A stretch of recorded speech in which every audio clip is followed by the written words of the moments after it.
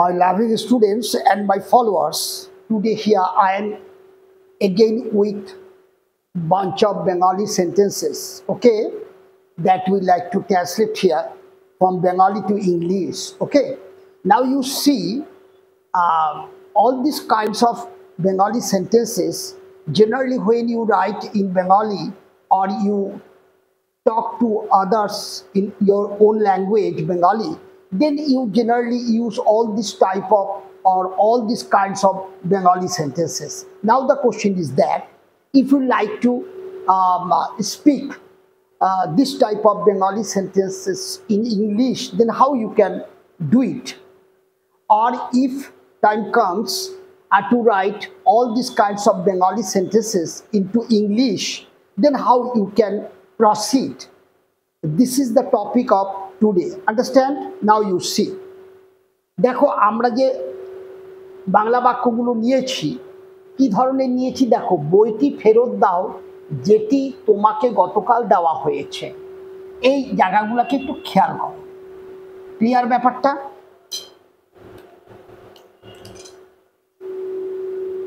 যেটি তোমাকে গতকাল দেওয়া হয়েছে, এখানে খেয়াল করো, যে মেয়েটিকে তুমি গত রাতে দেখেছিলে সে।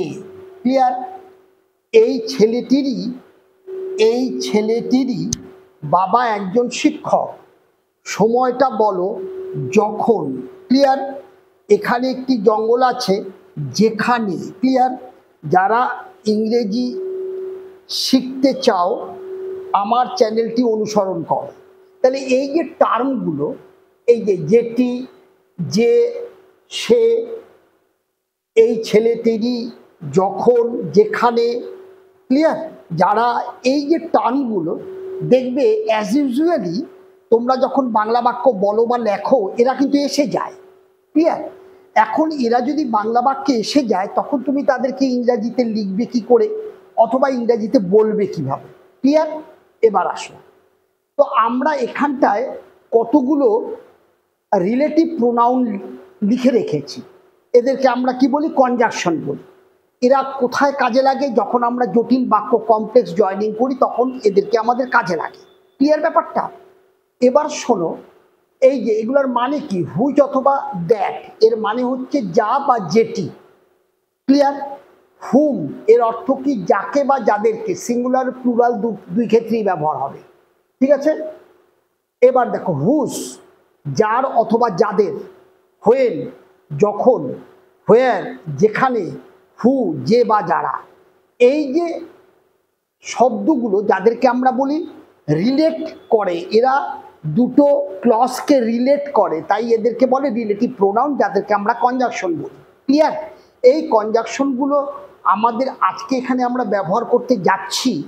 সেন্টেন্সের প্যাটার্নগুলো দেখো, যে এই যে আমাদের সেন্টেন্সের প্যাটার্নগুলো আছে, এখানে যে ক্লজগুলো আছে সব কিন্তু অ্যাডজেক্টিভ ক্লজের উদাহরণ নিয়েছি।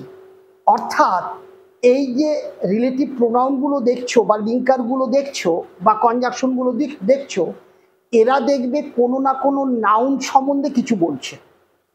ক্লিয়ার? কোনো না কোনো নাউন সম্বন্ধে দেখবে বাক্যে এরা কিছু বলছে। তার মানে এখানকার যতগুলো বাক্য আছে সেখানে দেখবে সব তোমার অ্যাডজেক্টিভ সাবঅর্ডিনেট ক্লজ।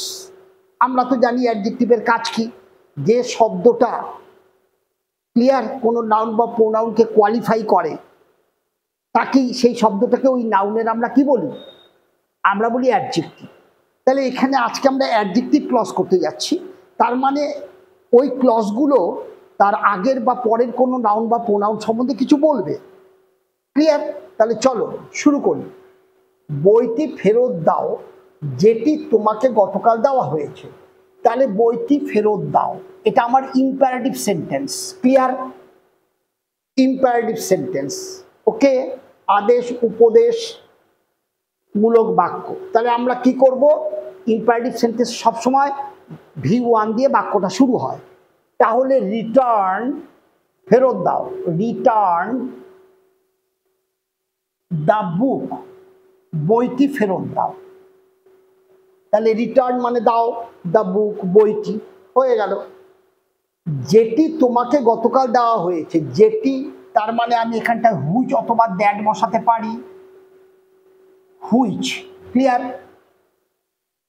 এবার বলছে তোমাকে গতকাল দেওয়া হয়েছিল, দেওয়া হয়েছিল। খেয়াল করো, তাহলে দেওয়া তোমার মূল ক্রিয়া, বাংলায় তোমার মূল ক্রিয়া দেওয়া, তার সাথে যদি হয়েছিল বা গিয়েছিল থাকে তাহলে বুঝবে এটা সিম্পল পাস্টের প্যাসিভ। ক্লিয়ার? এই উচ্চারণ দেখে দেখে টেন্স এবং অ্যাক্টিভ না প্যাসিভ, তার স্ট্রাকচার, এগুলো কিন্তু আমার আগের ক্লাসগুলায় বিস্তরভাবে ওখানে আলোচনা করা আছে। তাহলে মূল ক্রিয়া দেওয়া, নেওয়া, খাওয়া, দেখা, তাদের সাথে হয়েছিল বা গিয়েছিল থাকলে আমরা সিম্পল পাস্টের প্যাসিভ ব্যবহার করি। অর্থাৎ তখন ভার্বের স্ট্রাকচারটা কি হয়? ওয়াজ অথবা ওয়্যার এবং ভার্বের থার্ড ফর্ম। ওকে, নাও দেখো হুইচ, যেটি, এটাই আমার সাবজেক্ট হয়ে গেল। হুইচ, এটাকে দেওয়া হয়েছিল তোমাকে। ঠিক আছে, তাহলে হুইচের সাথে কি বসাবো? Which was given. তাহলে এটা আমার ওয়াজ ওয়্যার, এটা আমার একটা বই, একটা বই হুইচ, হুইচ সিঙ্গুলার হয়ে আছে, তাহলে ওয়াজ, তাহলে ওয়াজ গিভেন। ঠিক আছে, দেওয়া হয়েছিল কাকে? তোমাকে, টু ইউ। ক্লিয়ার? তাহলে which was given to you, যেটা তোমাকে দেওয়া হয়েছিল কবে? গতকাল। ইয়েস্টার ডে বসালাম, ইয়েস্টার ডে। ক্লিয়ার?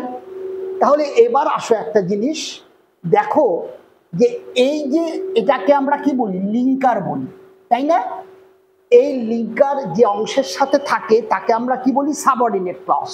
তাহলে এইটা আমার সাবঅর্ডিনেট ক্লজ, এবং এই ক্লজটা কি ক্লজ? নাউন না অ্যাডজেক্টিভ না অ্যাডভার্ব? এটা অ্যাডজেক্টিভ ক্লজ। কেন? এই ক্লজটা এই বই, এই নাউন সম্বন্ধে কিছু বলছে। ক্লিয়ার? তাই এটাকে আমরা অ্যাডজেক্টিভ ক্লজ বলি। ওকে, নাও দেখো, যে মেয়েটিকে তুমি গত রাতে দেখেছিলে সে আমার বোন।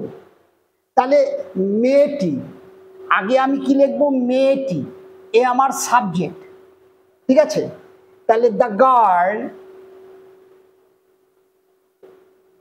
The girl. ঠিক আছে, একে, মেয়েটি যাকে তুমি দেখেছিলে। ক্লিয়ার? তাহলে দ্য গার্ল হুম, হুম মানে দেখো আমি লিখে রাখছি যাকে বা যাদেরকে। তাহলে দ্য গার্ল হুম তুমি গত রাতে দেখেছিলে, এই যে মূল ক্রিয়া দেখা, তার সাথে যদি লেল ও লামের উচ্চারণ থাকে তাহলে সিম্পল পাস্টের অ্যাক্টিভ। ক্লিয়ার? তার মানে ভার্বের স্ট্রাকচার কি হবে? ভার্বের পাস্ট ফর্ম ভি2। তাহলে the girl whom to be you saw, এটা হচ্ছে আমার ভি2, এটা আমার সিম্পল পাস্টে চলে গেল। তাহলে দ্য গার্ল হুম ইউ স গত রাতে, লাস্ট নাইট, লাস্ট নাইট। ঠিক আছে, হয়ে গেল। তাহলে সে আমার বোন, তার মানে যে মেয়েটিকে, দ্য গার্ল, যাকে তুমি দেখেছিলে হয় আমার বোন, তার মানে ইজ মাই সিস্টার। ঠিক আছে, ক্লিয়ার? তাহলে দেখো এইখানে আবার সে আর বলার দরকার নাই, কারণ এই মেয়েটি তো এই, তার মানে এই মেয়েটি হয় আমার বোন যাকে তুমি গত রাতে দেখেছিলে। ক্লিয়ার? এবার দেখো এই যে হুম, এটা আমার কাছে লিঙ্কার। তাহলে লিঙ্কারের সাথে, কনজাংশনের সাথে যে পার্টটা থাকে, অর্থাৎ এইটুকু অংশ, এই যে অংশটুকু, এটাকে আমরা কি বলবো? সাবঅর্ডিনেট ক্লজ বলবো। এবং এই সাবঅর্ডিনেট ক্লজের ক্যারেক্টার কি? এটা অ্যাডজেক্টিভ সাবঅর্ডিনেট ক্লজ। কেন? আসলে এই ক্লজটা কার সম্বন্ধে বলছে? মেয়েটির সম্বন্ধে বলছে। ঠিক আছে, যাকে, তার মানে মেয়েটির সম্বন্ধে বলছে, তাই এটাকে আমরা বলি অ্যাডজেক্টিভ ক্লজ। ক্লিয়ার? আর the girl is my sister, এটা আমাদের প্রিন্সিপাল ক্লজ। এখন দেখো এই ছেলেটিরই বাবা একজন শিক্ষক, তাহলে এই ছেলেটি, দ্য বয়, এই ছেলেটি যার বাবা, তাহলে যার ইংরেজি কি? হুস। তাহলে আমরা লিখে দিই হুজ, ঠিক আছে। তাহলে আমরা কি লিখলাম, তাহলে দ্য বয় ছেলেটির বাবা, দ্য বয় হুজ যার father, whose father is a teacher. Clear ব্যাপারটা? তাহলে the boy whose father is a teacher, clear ব্যাপারটা? তাহলে আমরা কি লিখলাম, ছেলেটি যার বাবা হয় একজন টিচার, ক্লিয়ার। এবার আমরা কি করতে পারি দেখো, একটা জিনিস বোঝো, তাহলে এই যে ছেলেটি, এখানে আর একটা কিছু লিখে দিতে পারি। তাহলে the boy whose father is a teacher, my friend লিখে দিতে পারি, মাই ফ্রেন্ড যদি লিখে দিই তাহলে কি দাঁড়াচ্ছে বোঝো, তার মানে ছেলেটা দ্য বয় আমার বন্ধু যার বাবা নাকি একজন টিচার, ক্লিয়ার। এই মিনিংটা দেওয়ার জন্য আমি এটা লিখলাম, যদি এই ধরনের বাক্য আসে এইটুকু লিখলেও তোমাদের হয়ে যাবে, ক্লিয়ার ব্যাপারটা? আর এখানে একটা কি আছে, এখানে একটা ভার্ব দিয়ে দিতে পারো, ইজ মাই ফ্রেন্ড, ক্লিয়ার। তাহলে দেখো এটা আনলাম কেন, এটা আনলাম তোমাদের ক্লজের ধারণাটা দিতে। যদি আমার বাক্যটার মধ্যে এইটুকুই থাকে, এই ছেলেটিরই বাবা একজন শিক্ষক, তাহলে আমি the boy whose father is a teacher এইটুকু লিখে দিলেই আমার এই বাংলা বাক্যের জন্য ট্রান্সলেশন হয়ে যাবে। কিন্তু ক্লজের ধারণাটা দেওয়ার জন্য আমি এই বাড়তি অংশটুকু আনছি। এবার দেখো, হুজ হচ্ছে আমাদের লিঙ্কার, তাহলে লিঙ্কারের সাথে যে পার্টটা থাকে, তার মানে এতখানি যে পার্ট, সেটা আমার কি আছে, অ্যাডজেক্টিভ সাবঅর্ডিনেট ক্লজ। কেন এটা অ্যাডজেক্টিভ সাবঅর্ডিনেট ক্লজ? এই জন্য যে এই ক্লজটা এই যে বয়, এই নাউন সম্বন্ধে কিছু বলছে, তাই এটা আমাদের কাছে অ্যাডজেক্টিভ ক্লজ, ক্লিয়ার। আর the boy is my friend এটা আমাদের কাছে প্রিন্সিপাল ক্লজ, ক্লিয়ার।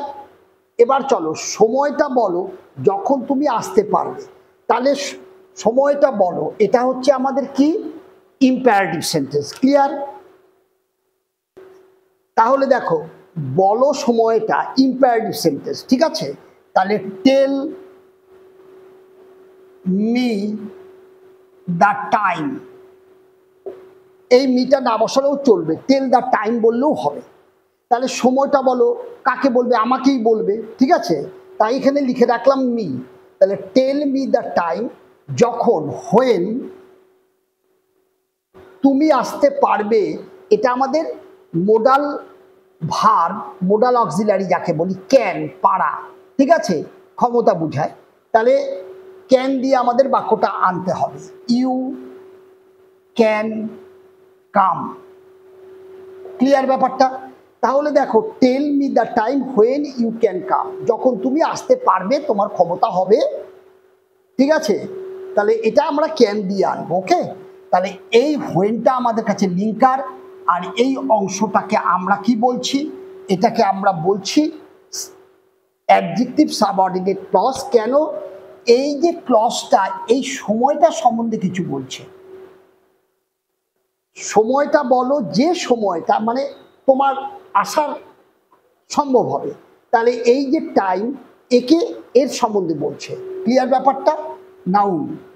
এবার আসো, এখানে একটি জঙ্গল আছে, তাহলে এখানে একটি জঙ্গল আছে, এটাকে আমরা কি লিখে দিব, দেয়ার ইজ আ ফরেস্ট, ঠিক আছে। তাহলে দেয়ার ইজ এ ফরেস্ট, এখানে একটি জঙ্গল আছে। ইন্ট্রোডাক্টরি, দেয়ার কখন কখন ব্যবহার করবে, আছে বলতে কোন অবস্থায় দেয়ার আসবে, এই জিনিসগুলো আমার আগের ক্লাসে করানো আছে, সেগুলো লক্ষ্য করবে। দেখবে ওখানে সব গ্রামারের বিষয়বস্তু তোমাদের আলোচনা করে দেওয়া আছে, ওকে। আগের ক্লাসগুলোকে ফলো করলে দেখবে এই কত ইজি হয়ে যাচ্ছে তোমাদের কাছে, okay. Now see, there is a forest, তাহলে এখানে একটি জঙ্গল আছে। এখানে তুমি দেয়ারের জায়গায় হেয়ারও করতে পারো, হেয়ার ইজ এ ফরেস্ট। কখন দেয়ার, কখন হেয়ার? হেয়ার মানে তুমি যদি নিজে ওই জায়গায় থাকো, ক্লিয়ার। তাহলে দেয়ার ইজ এ ফরেস্ট, যেখানে, হোয়ার, তাহলে যেখানে কি আছে, অনেক জন্তু জানোয়ারকে দেখা যায়, মূল ক্রিয়াপদ দেখা, খাওয়া, নেওয়া, আসা, তাদের সাথে যদি তোমার যায় বা হয় যুক্ত থাকে, এই যায় বা হয় যদি যুক্ত থাকে মূল ক্রিয়ার সাথে, তাহলে আমরা বুঝি সেটা সিম্পল প্রেজেন্টের প্যাসিভিলে। ভার্বের স্ট্রাকচার কি হবে? অ্যামিজার, ভার্বের থার্ড ফর্ম। তাহলে চলো, হোয়ার নানান জন্তু জানোয়ার এদেরকে দেখা যায়, এরা সাবজেক্টে যায়, এদের সম্বন্ধে বলছে, সাবজেক্টে বসে যাবে। Where various animals are seen. Where, ঠিক আছে? তাহলে there is a forest where various animals are seen. Are seen এটা হচ্ছে সিম্পল প্রেজেন্টের প্যাসিভ। কখন বসাবে? অ্যাবিজার, ভার্বের থার্ড ফর্ম, এটা ভার্বের থার্ড ফর্ম। কখন বসাবে? যখন মূল ক্রিয়ার সাথে যায় বা হয় যুক্ত থাকবে। দেখা যায়, শোনা যায়, ঠিক আছে, বোঝা যায়, খাওয়া হয়, নেওয়া হয়, এই ধরনের সেন্সগুলো থাকতে সিম্পল প্রেজেন্টের প্যাসিভ ইউজ করতে হয়। ক্লিয়ার ব্যাপারটা? তাহলে এইটা হচ্ছে আমার কাছে লিঙ্কার হোয়ার। তাহলে এই অংশটাকে আমরা কি বলবো? আমরা বলবো সাবঅর্ডিনেট অ্যাডজেক্টিভ ক্লজ। কেন? আসলে এই যে ক্লজটা এই ফরেস্ট সম্বন্ধে কিছু বলছে, এটা আমার কাছে নাও। ক্লিয়ার? তাই এটাকে আমরা বলবো অ্যাডজেক্টিভ সাবঅর্ডিনেট ক্লজ। এবার চলো, যারা ইংরেজি শিখতে চাও আমার চ্যানেলটি অনুসরণ করো। তাহলে দেখো এই জায়গাটায় কিভাবে লিখবো আমরা, দেখো দোজ, ঠিক আছে, হু, হু মানে যারা। তাহলে দোজ দিয়ে আনলাম কেন? এই জায়গাটা একটু বোঝো। দোজ মানে হচ্ছে ওই সকল ছেলেরা বা তারা যারা শিখতে চাও আমার চ্যানেলটি অনুসরণ করো। মানে আমার চ্যানেলটি কারা অনুসরণ করবে? তারা আমার চ্যানেলটি অনুসরণ করবে যারা ইংরেজি শিখতে চাও। তাই আমরা এখানে এইভাবে লিখবো, খেয়াল রাখবে, those who want to learn English, ঠিক আছে, কমা, ফলো মাই চ্যানেল, ঠিক আছে, ফলো মাই চ্যানেল।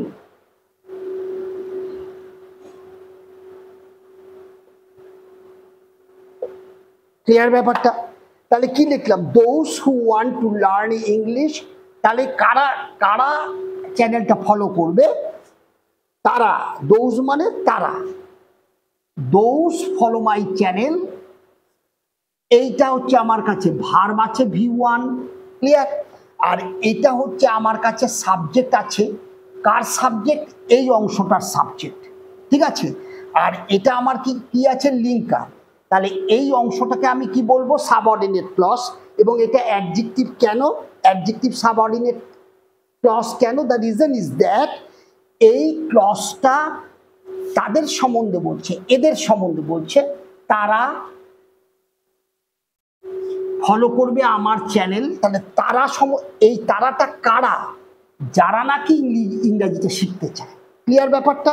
তাহলে এই দোষকে এই সাবঅর্ডিনেট ক্লজটা কোয়ালিফাই করেছে, তাই এটাকে আমরা বলবো অ্যাডজেক্টিভ সাবঅর্ডিনেট ক্লজ। ক্লিয়ার?